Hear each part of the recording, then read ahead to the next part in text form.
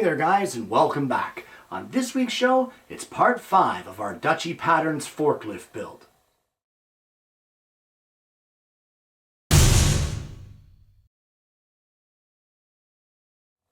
Well, as I say in pretty much every show, we've been making some great progress, but it's true, we have been. Although it doesn't really seem like it, this model is really coming along. Now, the first thing we're going to get at this week is going to be the roof support for the front of our cab. So let's have a look at that piece. Well, the next piece that I want to make is going to be this piece right here, 12B. And we can see that there is a 5mm radius hole that's on each side here, or a cutout. Now guys, I wouldn't try to cut this. How perfect do you want it? For me, I want it pretty darn good. So what I've done is I've cut a piece to length. It is the right length, but if we look here, this is 4mm above the base of our piece. It's a radius of 5, which means that it's 10 diameter. Well, if there's only 4 above, then logically the center point has to be 1mm below this bottom mark. And we can see here that the edge of it is 1mm in. So if that's the case, the center point here would be 6mm from each edge, and from this bottom edge, it's 1mm down from there. So what I have done, if we can see here, it's a 10mm wide piece. That's this dimension right here. I've measured down plus 1mm, and that will be where our holes will get drilled. So essentially, I'm going to drill my 10mm diameter hole at each one of these points.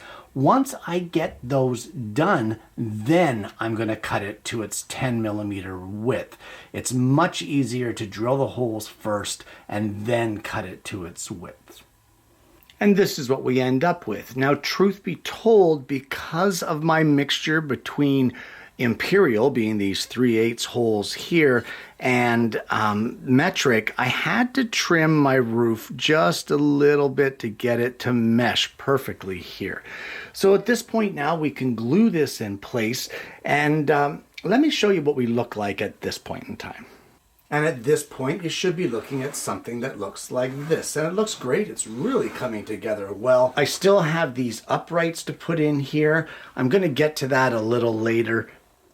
Now, there are several smaller pieces, things like this work light here, the little beacon, that sort of thing. I don't think they really need much for instruction. They're all up to your own interpretation. They even say here, Dutchy says, there are no templates for the above parts. Well, that's because you basically make them as you feel.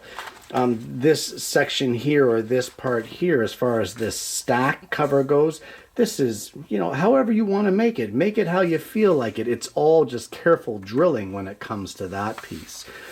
So guys, I think I'm actually going to skip ahead here. We've done all of this stuff, we've done all of this, and I'm going to skip ahead to the wheels. Now, the first thing I'm going to do in order to start with these wheels is I'm going to mill the stock. And in this case, I need a bunch of stock that's going to be 8mm thick. In looking at these wheels, both the front and the rear, Dutchy has a very specific way of doing this. And each wheel contains 3 8mm wide or thick sections.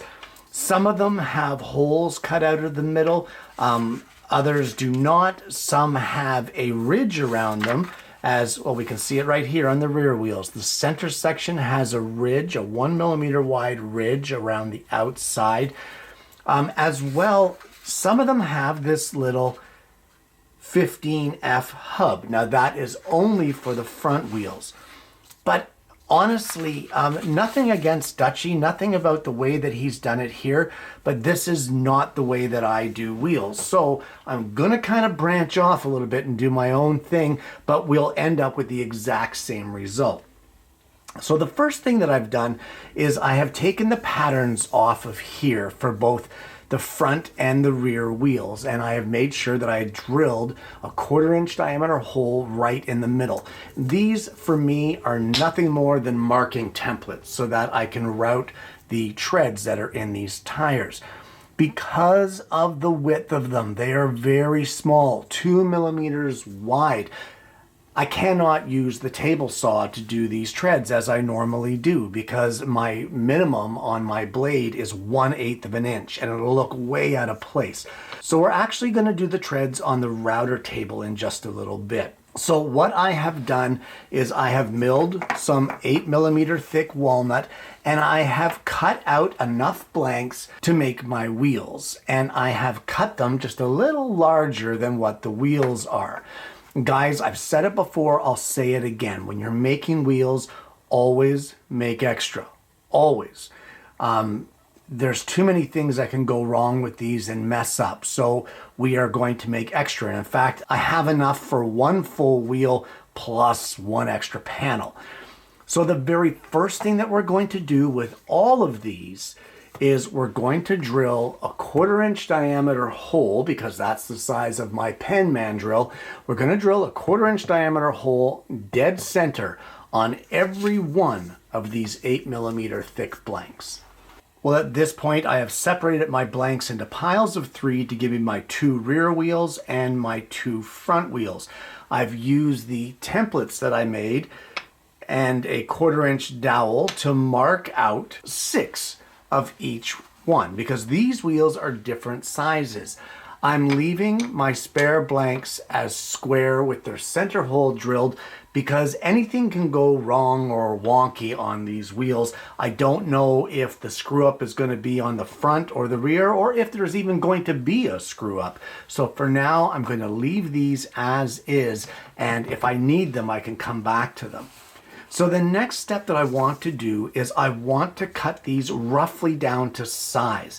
This line here is the finished dimension of our wheel. So I don't want to cut too close up to that, but I definitely want to knock off these corners and take the majority of the material off. And I'm going to do that at the scroll saw. If you don't have a scroll saw, you can do it at the bandsaw if you like, or you can cut it by hand, fret saw, whatever you have. But let's get these cut roughly to shape. Well, I have mounted all 6 pieces for, in this case, it's my rear wheels, onto my pen mandrel. And just as a piece of advice, I would leave 1 marked circle visible on both sides of your pen mandrel. That way, as you're turning, you get a good idea of how close you're getting and you don't get a weird angled turning and weird looking wheels. So let's head over to the lathe and turn these down to pretty much their final dimension.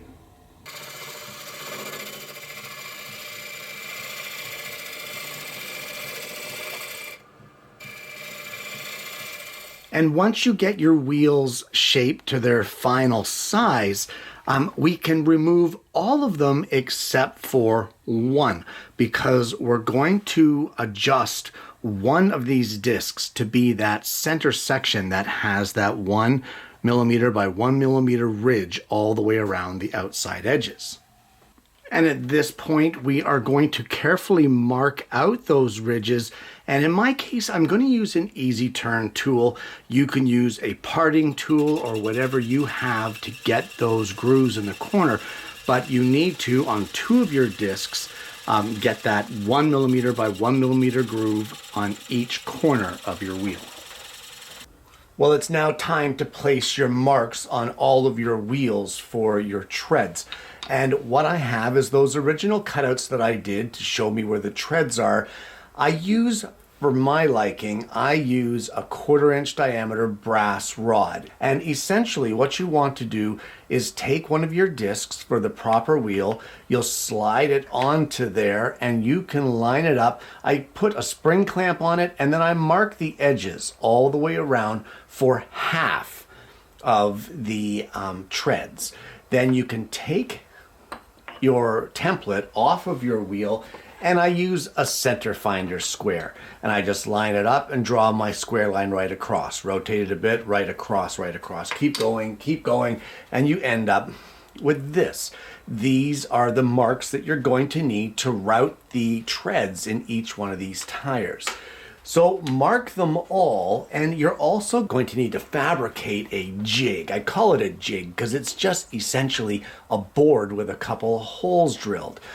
These holes, I've drawn a square line along the board and as well on the top, and the board is shorter than what the diameter of the wheels are. I have two holes here. One of them coincides with the diameter or the center of the diameter of the smaller wheel, and one coincides with the diameter of the larger wheel. So you're going to need a board like this, and you're going to need a dowel or a pin. In my case, again, I use the brass pin because that's what I prefer. So once you get everything marked and you get your little jig made, we're going to head over to the router table.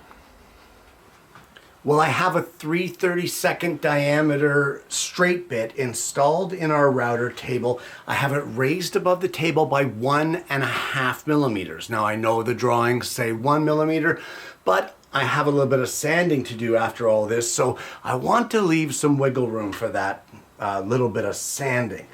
So I have my jig attached here to my miter fence that I've put in my router table slots, and I have the jig lined up so that our center line of our wheels is at the center line of our bit. Now guys, with the router table, you're going to want to clamp each one of your pieces for each one of your passes. And while this may seem like a bit of a pain in the neck, I'm going to tell you that what happens with a router table is that spinning bit, as soon as it hits your disc, it wants to run with it and it wants to spin it. And what's going to happen is it's going to hit that bit and it's going to rotate it on your pin, and you're going to ruin your cut. So you really need to clamp these in place. So I'm just going to line this up here, and I'm going to place a spring clamp on here. Now, I'm using my template as a test cut. There's a reason for this. There's actually a couple. Number one is to test the depth of our cut. Make sure that I'm happy with it before I start applying it to all of my wheels. The other reason for this is I am testing to ensure that the spring clamp or whatever clamp that I'm using is strong enough to counteract the grab of that router bit. Now this is only a 3/32 diameter router bit. There shouldn't be that much pull. But what we're going to do now is we're going to make one pass, and we're going to see how this looks as far as tread depth goes. So I'm good with the depth. The depth looks good. The tread is square across our disc, which means it did not rotate at all. So our clamp is strong enough to use. So at this point, guys, we can start routing the treads on our actual discs. And all you're going to do is the exact same thing we just did, with the exception of you will line up the tread marks that you marked here on your disc. You're going to line them up with your center line that you've marked on the top of your jig. You will place it there, align your first line, and then clamp it in place and make the pass. Then rotate it to the next line, clamp it in place, make the pass. You will continue that until all treads on all of your wheel sections are done. One piece of advice I will give you is I would mark that first line that you're going to cut with a little bit of chalk. And the reason for that is you know when you've come full circle then, and you know when to stop. So wherever you're going to start, just give yourself a little bit of a chalk line. You can still see the pencil through the chalk, and that will tell you when you've come full circle. And when it's all said and done, you should end up with something that looks like this. Look at that. That looks fantastic. I love it. Okay, so you want to do all of your wheels now, guys. This is not a quick process. This takes time. So take breaks. Don't try to do this all at once. I usually mark out a couple, I route them, and then I go and I mark a couple more, I route them. That way you're up and moving, you're taking breaks, you're not just sitting at a bench or hunched over a router table for that length of time. Take breaks, take it slow, and get some great results like this. And then I'll show you what to do after that. Well, I have one wheel completely routed for the treads, and to take a break, I'm going to start gluing them together. So we'll glue this first one together using our pen mandrel to align everything. If you don't have the pen mandrel, you can use a dowel, you can use a bolt. Just be sure that you don't glue it into the center hub. So we'll apply a little bit of wood glue on each piece, making sure that our piece where we put the 1mm grooves on each edge of our circle, make sure that one's in the middle. And once we get it all together, we're going to offset our treads on each one so that they align the way it shows in the drawings. We will clamp this together and let this one set up. Now, it doesn't hurt as well, guys, not just if you're using a pen mandrel. While this does have some good clamping pressure, we're also going to place a couple of spring clamps around the outside just to make sure we get really good adhesion on that wheel. But you can see how that's going to look there, and that looks fantastic. And after several hours, you should have 4 wheels that look something like this. Now, we have more to do here, and what we're going to start off with is drilling these hubs right here that we can see on the plans. And in order to do that, we need to get these wheels centered on our drill press. So let me show you how to do that using this piece of 1/4" diameter brass rod. With our wheel mounted onto our brass rod, I have mounted it into our drill press, and then using that, because we know it's centered, I was able to set my fence and a stop here so that we know that we are drilling in the center of these wheels. Now, these are the rear wheels. And just something to keep in mind, you're going to have to do this for both sets. So one setting for the rear wheels and one for the front because they're different diameters. So at this point now, I want to take an 1¼ diameter Forstner bit, and we're going to drill right down through the middle of our wheel, but we are only going to drill down as deep as our first layer, or 8mm. And now by using that 1¼ hole to mount our wheel on the lathe using a collet, we will now, on the rear wheels anyway, cut out the recess that we need, leaving enough in the middle for this 20mm diameter hub in the center. And other than a bit of sanding, this is what you end up with. Only one problem here, and that problem is that this hub in the middle, this is only required for the front tires. I don't need this for the rear tires, and that's what these are. So no big deal. I'm going to mount this back up on the lathe, and I'll cut this hub out of there and turn this flat, and then we can carry on by making the hubs for these wheels. And there we have our 4 wheels, and of course it has that part 15F built in. However, I want to point something out to you. If we look here on the drawing, we can see that this piece here is actually 10mm wide, or it's a cylinder that's 10mm long, but this is only an 8mm recess, which means that this really sticks out by an extra 2mm. But I'm not too concerned because, as you guys know, with my models, I use shop-made plastic washers between the wheels and the body for spacers and to prevent friction. So I'll just double up on a few of those washers before I support this in there with the axle pins to be able to space it out to 2mm and avoid the friction at the same time. So 2 birds, 1 stone.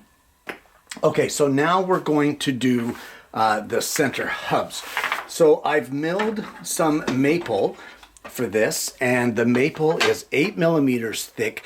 The first thing that I'm going to do is I'm going to cut some square blanks, probably about 1.5 inches by 1.5 inches, and I'm going to drill my 1/4" hole dead center on all of my blanks. Now guys, make extras. Although I did not need them for the wheels, it's always better to be looking at them than to be looking for them. So keep that in mind. Make a couple extras of these hub pieces because they are prone to blowing up on the lathe. So without changing my drill press setup, whether it be the fence or the stop that I use to drill this center 1/4 inch hole, I then changed the bit to a 1-inch Forstner bit and I drilled the interior hole of our hub. Now in the plans, it shows this in 2 different pieces. It shows the ring and then it shows a piece at the back that glues onto the ring. I'm doing this a little differently. I'm going to do it all in one shot, and from here all I need to do is I'm going to knock the corners off of this. We're going to take it over to the lathe. I'm going to mount it up on a pen mandrel and I'm going to turn all of these down to the same dimension as the hole in our wheel, which in my case is 1.25 inches. If you're following the metric version, it's 35 millimeters, I believe. Yes, it is. So I'm going to get this done. I don't think we need a video of it, and I'll show you the results when we're finished. And there we have our 4 hubs.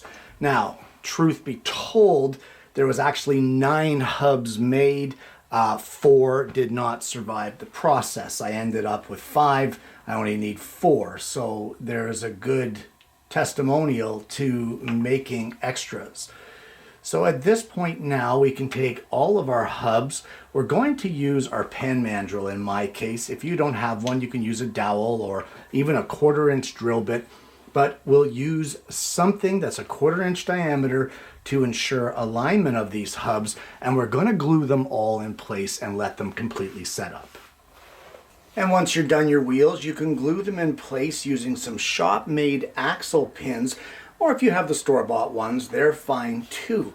But there you go, there are our wheels. They look great. Our steering in the back, that looks great too. Everything looks good there with the steering.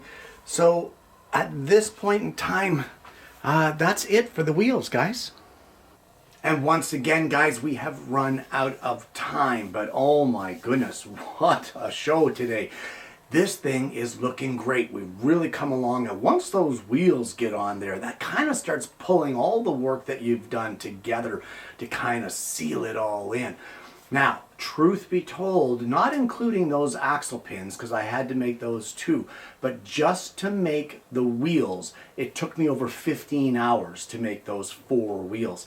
There's a lot to these, and although on paper they're kind of deceiving as far as how much work is involved, but there is quite a bit of work involved in them. So don't think you're going to whip them off in a day. Take your time, enjoy the process, and get the wheels done to the way that you like them. Guys, if you haven't already, please consider liking and subscribing to the channel. If you click the bell, then you won't miss the notifications of future episodes of the program. I want to thank you so much for tuning in this week. I hope you've enjoyed the content. We're kind of coming up to the home stretch here now on this build, and I hope you've enjoyed what you've seen so far. I hope you're going to check out Dutchy's website. I'm going to post the link to that below. I hope you're going to get a set of the plans and try this along for yourself.